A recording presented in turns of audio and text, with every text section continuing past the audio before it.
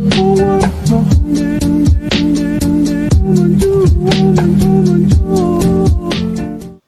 الرغم من العنصرية الموجهة من قبل المجتمع وعديم الإنسانية نحو السخرية من التوائم ذوي الأجسام الملتصقة، إلا أن تلك الفئة من المجتمع ما زالت تنعم بحياة مختلفة يعيشونها بطريقتهم الخاصة، وتوجد التوائم الملتصقة بكثرة. فهيا لنستعرض أغرب التوائم الملتصقة في التاريخ ونتعرف على طريقة حياتهم. تشان وان بينكر. تشان وان بينكر هما الأكثر شهرة في تاريخ التوائم الملتصقة، وهما من أغرب التوائم. هما المولودان في عام 1811 في تايلاند.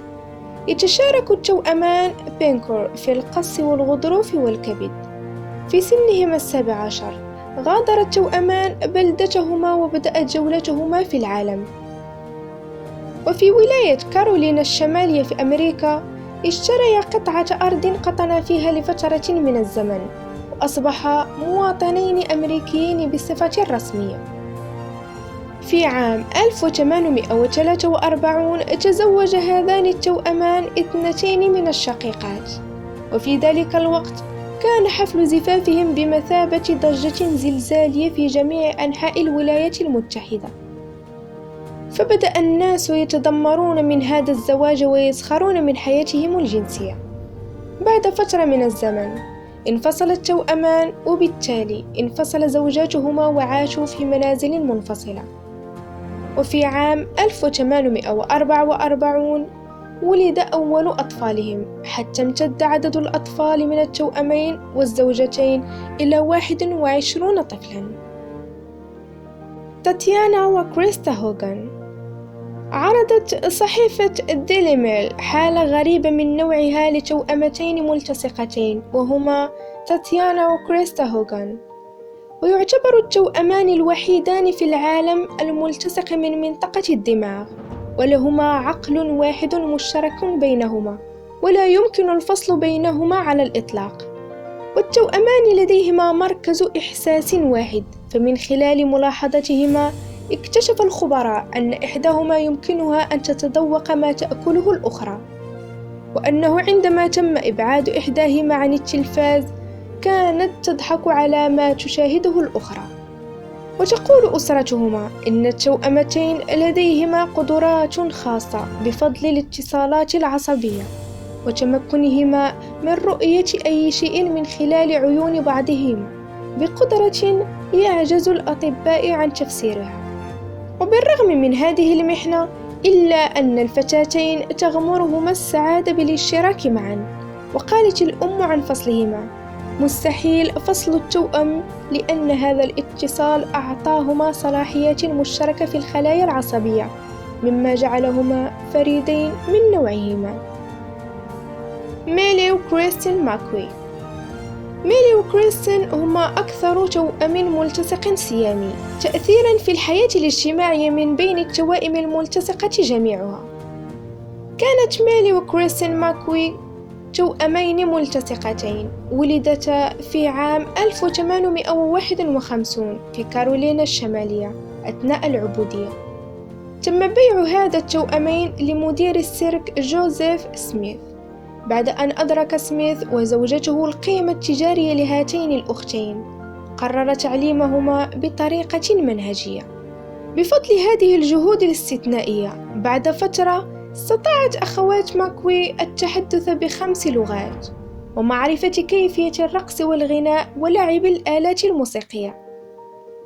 في عام 1863 انتهت العبودية رسميا في الولايات المتحدة، لكن ميلي وكريستين قرر البقاء مع عائلة السيد والسيدة سميث، ومن ثم استمروا في المشاركة في مختلف عروض متنوعة. في عام 1871 تم تكريمهم بالأداء أمام الملكة فيكتوريا. وبعد برهة من الزمن ماتت ميلي بسبب مرض السل في عمر 61، ثم تبعتها بالوفاة كريستين بعد 8 ساعات فقط. ريتا وكريستينا بارودي. ولدت ريتا وكريستينا في عام 1829 لعائلة فقيرة في ساردينا، إسبانيا، وهما أغرب التوائم الملتصقة في التاريخ. التوأمان يشتركان في بطن واحد، وعضو تناسلي واحد، ومستقيم واحد، وحوض واحد، وساقين. على الرغم من أن الأسرة في حاجة ملحة إلى المال، لكن قرر والدا ريتا وكريستينا جمع الممتلكات في المنزل لإحضارهما إلى فرنسا للعلاج ذي التكلفة العالية. لذلك لم ينجح الأبوان في جمع تكلفة العملية الجراحية، ثم فكرا في إحضار الطفلين إلى الشارع على أمل كسب المال من تبرعات المارين. واستمرت هذه الحياة المتطرفة يوما بعد يوم إلى أن يأتي بصيص من الأمل، ولكن لم تحدث المعجزة. ففي 23 نوفمبر 1829 توفيت ريتا بارودي بمرض رئوي عندما كان عمرها 8 أشهر فقط. ثم تركت كريستينا حياتها بعد 3 دقائق من وفاة أختها. شافانت وشيفرام. ولد التوأمان الملتصقان شافانت وشيفرام في قرية فقيرة في منتصف الهند، وأثار ضجة كبيرة في قريتهما لدرجة أن سكان القرية توجه لعبادتهما لاعتقادهما أن التجسيد الإلهي يتجلى منهما.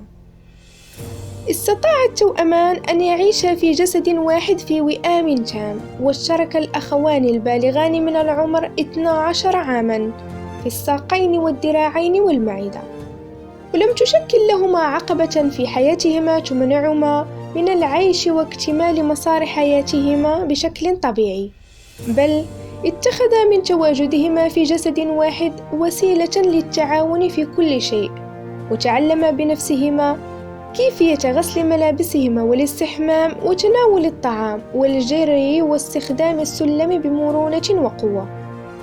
واستطاع الذهاب إلى مدرستهما باستخدام دراجة ثلاثية الصنع صنعت خصيصا من أجلهما، لها دواسة واحدة. وبالرغم من المجهود والمشقة التي تقع على عاتقهما، إلا أن الإخوة ما زالوا يواجهان التحدي بكل حسم. التوأمتان أبيغيل وبريتاني. ولدت التوأمان أبيغيل وبريتاني سنة 1990 في مينيسوتا الأمريكية بنفس الأعضاء، وهما توأمتان ثنائي الرأس في جسد واحد، ولديهما ضعف الأجهزة في الجزء العلوي، قلبين ورئتين ومعدتين، ويشتركان في النصف السفلي بما في ذلك الأعضاء التناسلية. اكتسبت الفتاتان البالغتان من العمر 27 عاما اهتماما كبيرا منذ كان في السادسة من عمرهما، ودرست التوأمتان في كلية التربية بجامعة بيثيل.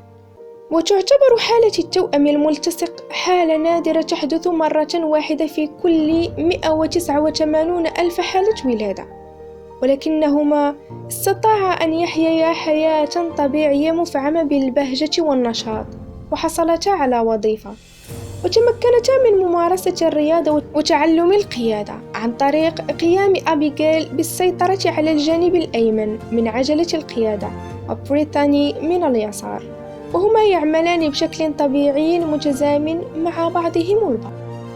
إليسا وماري تشولهورست.